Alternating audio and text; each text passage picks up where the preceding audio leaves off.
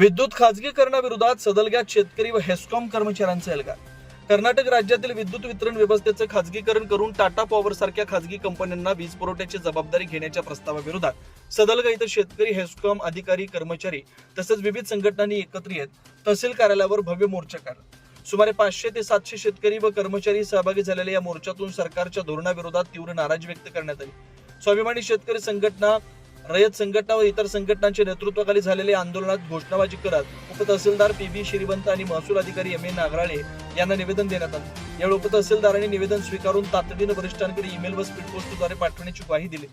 कार्यकारी अभियंता सुप्रभा बंडगार, सहाय्यक अभियंता बसवराज पुजारी व सुरेश तहसीलदार यांनी खासगीकरणामुळे शेतकरी, कर्मचारी, बेरोजगार युवक आणि व्यावसायिकांवर गंभीर परिणाम होणार असल्याचं सांगितलं. सध्या उपलब्ध असलेली 10 अश्वशक्ती पर्यंतच्या कृषी पंपांना मोफत वीज तसेच घरगुती 200 युनिट मोफत वीज योजना धोक्यात येण्याची शक्यता असल्याचं स्पष्ट केलं.